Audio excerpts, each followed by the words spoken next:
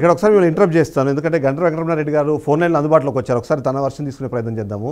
Sir good evening. Good evening, చెప్పండి sir. ఇవాళ ఈ మర్డర్ జరిగింది. మర్డర్ జరగగానే ఫస్ట్ బయట అంటే ఆ వేళ్ళు మొత్తం మీ వైపే చూపించే ప్రయత్నం జరిగింది. మీ అనుచరులే ఆయన హత్య చేశారు.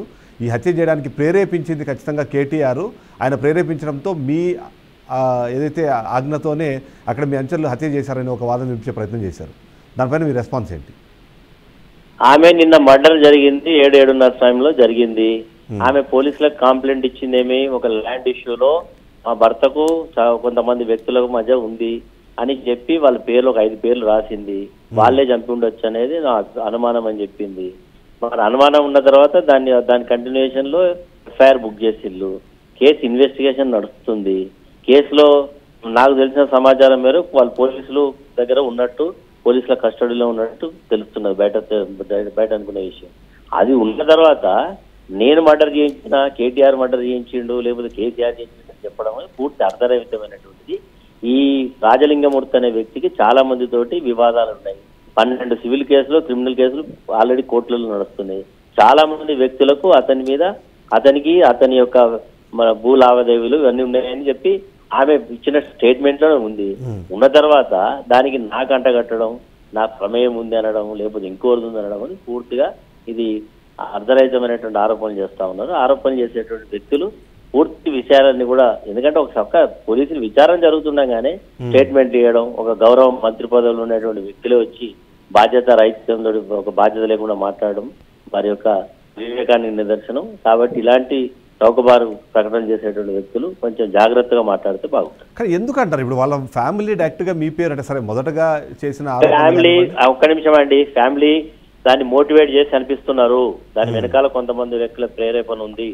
ఆమె మొదలు ఇచ్చినటువంటి కంప్లైంట్ ఏముందో మీరు చూడండి. ఆమె ఇచ్చినటువంటి కంప్లైంట్ ఏముంది, ఎఫ్ఐఆర్ ఏ బుక్ అయింది, ఎఫ్ఐఆర్ లో నా పేరు కానీ లేకపోతే సంబంధం ఉంది కానీ ఎక్కడ లేదు, కంప్లైంట్ లో లేదు. లేకుండా రాత్రి లేనటువంటి వర్షన్ ఉదయానికల్లా ఎందుకు మార్చింది అంటే దాని వెనకాల మోటివేషన్, కొంతమంది వ్యక్తులు ప్రేరేపించి ఆమెను ఇట్లా మాట్లాడమని చెప్పినట్టుగా అర్థమైంది. అదే మీరు గతంలో కాంగ్రెస్ పార్టీలో పనిచేశారు. కాంగ్రెస్ పార్టీ బీఆర్ఎస్లో విలీనం అవ్వడానికి మీరు అప్పుడు కీలకంగా వ్యవహరించారనే ఒక ఆలోచన కానివ్వండి, లేకపోతే అక్కసేమని ఇప్పుడు కనిపిస్తుందా మీకు, లేకపోతే వేరే ఏమైనా రీజన్స్ చూస్తున్నారా మీరు? కాదండి, వీళ్ళు 14 నెలలు అధికారంలోకి వచ్చి 15 నెలలు నడుస్తుంది. వీళ్ళు ముఖ్యమంత్రి పదవి బాధ్యతలు చేపట్టిన దగ్గర నుంచి ఇవే కదా డైవర్షన్ పాలిటిక్స్ చేస్తుంది కదా. ప్రతిరోజు ఈయన అరెస్ట్ అవుతాడు, ఆయన చేతుకు పోతాడు, ఈయన మీద కేసు అవుతుంది, ఆయన మీద కేసు అవుతుంది. ఈ రోజు లగ్చర్లలో ఒక నరేంద్ర రెడ్డిని అరెస్ట్ చేసినా, లేకపోతే ఇంకొక ఎమ్మెల్యేని టార్గెట్ చేసినా, ఒక ఎక్స్ఎమ్మెల్యేని టార్గెట్ చేసినా వీళ్ళకు వ్యూహాత్మకంగానే చేస్తా ఉన్నారు. వాళ్ళు ఎన్ని రకాలుగా చేసినా నిజం నిలకడ మీద తెలుస్తుంది. మాకు ఈ హత్యతో నాకు ఎలాంటి సంబంధం కానీ మీరు 10 లక్షల రూపాయలు ఆయనకు ఆఫర్ చేశారు కేసుని విత్డ్రా చేసుకోవడం కోసము. దాని మీద చర్చ అతను నా వ్యక్తికే నాకు సంబంధం లేదు. ఆ వ్యక్తి ముఖం చూడగా 3 సంవత్సరాలు అయిపోయింది. నేను ఎవరితో ఆఫర్ చేసిన ఊరికేనే ఆమెదంతా కూడా చందమామ కథలినట్టు అల్లి చెప్తా ఉన్నది. ఇది ఆ 10 లక్షలు ఎవరికి ఇస్తానని చెప్పాలి కదా. భర్త చెప్పినావా, ఎవరికి చెప్పినా ఊరికేనే అది ఊరికేనే ఏంటంటే దీని వెనకాల పెద్దగా ఇది కేసు పెద్దగా ఉంది కాబట్టి పెద్ద వ్యక్తుల యొక్క పేరు తీసుకుంటే అతను ఏదో సత్యశీలుడు అయినట్టు అతని యొక్క ఉండేటువంటి ఇమేజ్ ఏదో బాగా అవుతుంది. అతని యొక్క హిస్టరీ ఈ వాజ్ ఏ ల్యాండ్ గ్రాబర్ అని, ఇతను ప్రభుత్వ భూమిని ఆక్రమించిండని, అతని మీద మరి గతంలోనే మరి యాక్ట్ కేసు పెట్టి జైలుకు పోయిండు. అతని మీద తర్వాత రౌడీ షీటర్ ఉంది. అతని మీద వాళ్ళు ఆరోపణలు ఉన్నాయి. చాలా మంది దగ్గర డబ్బులు గుంజినట్టు ఈరోజు భూపాలపల్లిలో పెద్ద చర్చ్ ఉంది, మీరు కావాలంటే తెలుసుకోండి. అలాంటి వ్యక్తి చనిపోతే దానికి ఏదో ఈ కేసు ఇతని యొక్క వ్యవహారము చాలా మందిని చాలా రకాలుగా ఇబ్బంది పెట్టిన చరిత్ర భూపాలపల్లిలో ఉంది. కాబట్టి మీరు ఒకసారి ఒక రిపోర్టర్స్ అడిగితే తెలుస్తారు. అయితే ఒక చిన్న లాస్ట్ పాయింట్ చెప్పండి. మీరు ఇంతమంది ఉండగా మీ మీద ఎందుకు ఆరోపణలు చేశారంటారు? ఎందుకంటే ఇక్కడ డైరెక్ట్ ఇన్వాల్వ్మెంట్ మీరు లేదన్నారు, ఆయన చూసి 3 సంవత్సరాలు అవుతుంది అంటున్నారు. మరి అంటే పాతవి ఏమైనా ఇష్యూస్ ఉన్నాయా మీ ఇద్దరి మధ్యలో? ఎందుకు మీ పేరు ముఖ్యంగా? నాకేమి ఇష్యూస్ ఉంటాయండి అతనితోటి. అతని ఈజ్ ఎ లిటికెంట్ అంతే. Is a litigant. ఇతని యొక్క అతనికి ఒక పని లేదు, అతనికి ఒక వ్యవహారం లేదు. ఇదే పబ్లిక్ ను బ్లాక్ మెయిల్ చేయడం, డబ్బులు లాగడం, అంతే. ఇంకేముంటది? ఏముండదు. అది కాకండి ఆల్రెడీ చంపిన వాళ్ళు ఆమె చెప్పింది మాకు భూ వివాదం ఉంది, అతని వ్యక్తులతో సంబంధం ఉందని ఆమె క్లియర్ గా రాసినాక కొన్ని గంటల తర్వాత నా పేరు చేర్చడంలో అర్థమైందో మీకు అర్థమైతలేదా? సో ఈ సిబిసిఐడి ఎంక్వైరీ ఇవన్నీ పారదర్శకంగా జరుగుతాయంటారా? ఇట్లా కాదండి. సిబిసిఐడి ఎంక్వైరీ ఎప్పుడు వేస్తారండి? ఒక కేసు, ఒక రెగ్యులర్ పోలీసులు ఆ కేసును ఛేదించడంలో వైఫల్యం చెందినప్పుడు సిబిసిఐడి ఎంక్వైరీ అడుగుతారు, ఇంకో కేసు అడుగుతారు. ఆల్రెడీ కొన్ని గంటలు కూడా, ఒక రోజు 24 గంటలు కూడా గడవక ముందే సిబిసిఐడి ఎంక్వైరీ చేయాలా, లేకపోతే ఇంకో ఎంక్వైరీ చేయాలా?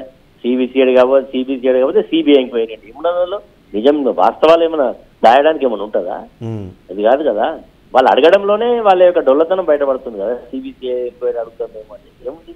సిబిసిఐడి ఎప్పుడేస్తారు? నాకు తెలిసినంత వరకు అయితే నేను కూడా చాలా సంవత్సరాల నుంచి చట్టాలను నిశ్చితంగా గమనిస్తున్నా. పోలీసు అధికారుల పనితీరు ఎక్కడైతే ఒక కేసు జరుగుతుందో ఆ కేసును రెగ్యులర్ పోలీసులు రాబట్టడంలో, దోషులను పట్టుకోవడంలో వైఫల్యం చెందినప్పుడు వాళ్ళ సమయం సరిపోదు కాబట్టి సిబిసిఐ ట్రాన్స్ఫర్ చేసినట్టుగా తెలుసు నాకు.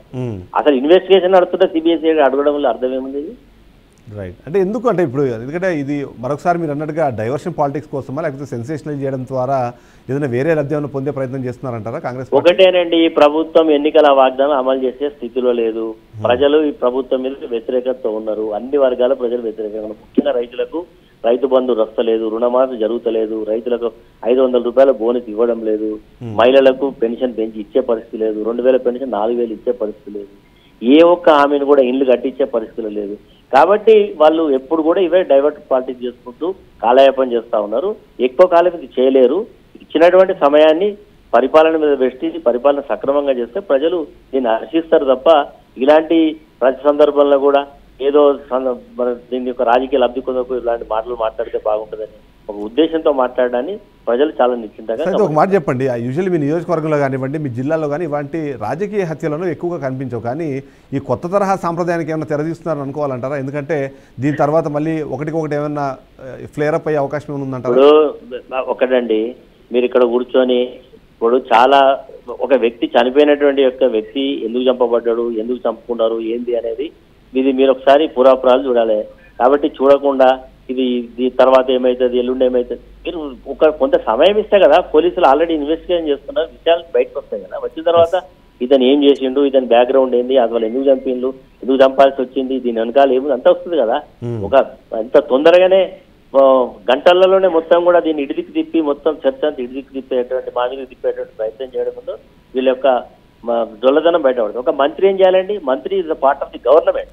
గవర్నమెంట్ ఒక పోలీస్ అధికారులు విచారణ చేస్తుంటే వాళ్ళు వేస్ట్ చేయాలి, కానీ వాళ్ళు ఇచ్చే స్టేట్మెంట్ ఏంటంటే వాళ్ళు అధికారుల మీద ఇన్ఫ్లుయెన్స్ చేసేటట్టు ఉంది తప్ప వాస్తవాలు బయటకు తెచ్చేటట్టు లేదు అనేది దీన్ని బట్టి అర్థమవుతాం.